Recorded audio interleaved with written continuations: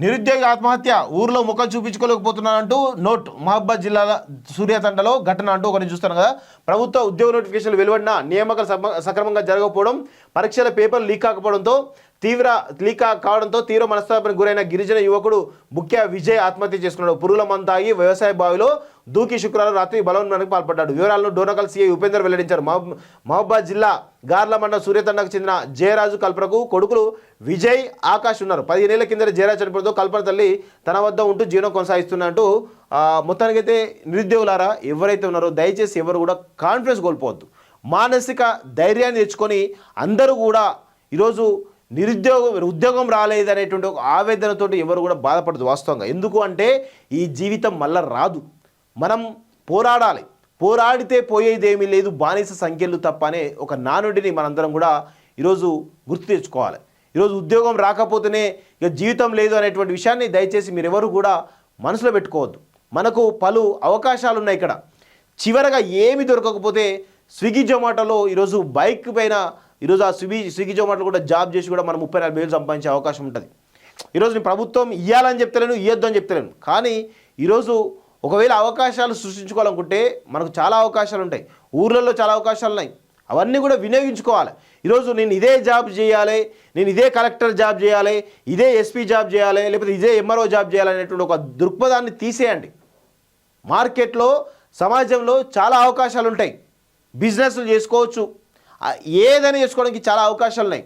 అన్నింటిని కూడా వినియోగించుకోవాల్సినటువంటి అవసరం ఉంది. కానీ ఈరోజు ఉద్యోగం రాలేదనేటువంటి ఒక ఆవేదనతోటి ఈరోజు ఎవరో ఏదో అంటారు, ఇంట్లో వాళ్ళు తిడతారనేటువంటి ఒక ఆవేదనతోటి చనిపోవడం ఏదైతుందో నిజంగా కూడా ఇది మానసిక స్థైర్యాన్ని కోల్పోవడమే. మీరెవరు కూడా అలాంటి పరిస్థితులు పోవద్దు అని చెప్పేసి కూడా కాలేజీ తరఫున నేను విజ్ఞప్తి చేస్తాను. నిరుద్యోగ యువతందరూ కూడా మీరు మానసిక ధైర్యంతో ఉండండి. ఉన్న అవకాశాలను ఎలా వినియోగించుకొని ముందుకు సాగాలో తెలుసుకోవాల్సిన అవసరం ఉంది అని చెప్పేసి కూడా కాలేజీ చెప్తా ఉంది. నిరుద్యోగి ఆత్మహత్య ఊర్లో ముఖం చూపించుకోలేకపోతున్నానంటూ నోట్ మహబాద్ జిల్లా సూర్యాతండలో ఘటన అంటూ ఒకరిని చూస్తాను కదా.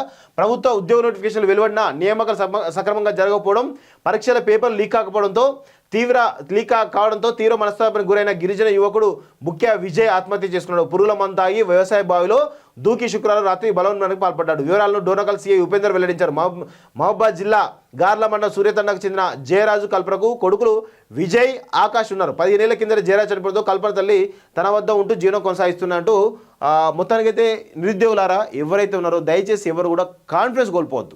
మానసిక ధైర్యాన్ని తెచ్చుకొని అందరూ కూడా ఈరోజు ఉద్యోగం రాలేదనేటువంటి ఒక ఆవేదనతో ఎవరు కూడా బాధపడదు వాస్తవంగా. ఎందుకు అంటే ఈ జీవితం మళ్ళా రాదు. మనం పోరాడాలి.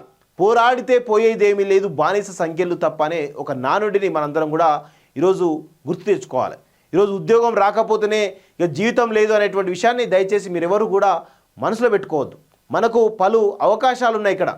చివరగా ఏమి దొరకకపోతే స్విగ్గీ జొమాటోలో ఈరోజు బైక్ పైన ఈరోజు ఆ స్విగ్గీ జొమాటోలో కూడా జాబ్ చేసి కూడా మనం 30-40 వేలు సంపాదించే అవకాశం ఉంటుంది.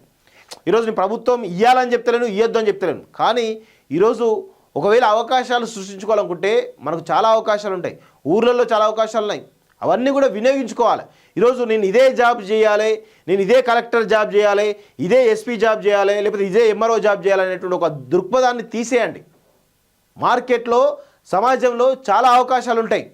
బిజినెస్లు చేసుకోవచ్చు, ఏదైనా చేసుకోవడానికి చాలా అవకాశాలు ఉన్నాయి. అన్నింటిని కూడా వినియోగించుకోవాల్సినటువంటి అవసరం ఉంది. కానీ ఈరోజు ఉద్యోగం రాలేదనేటువంటి ఒక ఆవేదనతోటి ఈరోజు ఎవరో ఏదో అంటారు, ఇంట్లో వాళ్ళు తిడతారనేటువంటి ఒక ఆవేదనతోటి చనిపోవడం ఏదైతుందో నిజంగా కూడా ఇది మానసిక స్థైర్యాన్ని కోల్పోవడమే. మీరెవరు కూడా అలాంటి పరిస్థితులు పోవద్దు అని చెప్పేసి కూడా కాలేజీ తరఫున నేను విజ్ఞప్తి చేస్తాను. నిరుద్యోగ యువతందరూ కూడా మీరు మానసిక ధైర్యంతో ఉండండి. ఉన్న అవకాశాలను ఎలా వినియోగించుకొని ముందుకు సాగాలో తెలుసుకోవాల్సిన అవసరం ఉంది అని చెప్పేసి కూడా కాలేజీ చెప్తా ఉంది.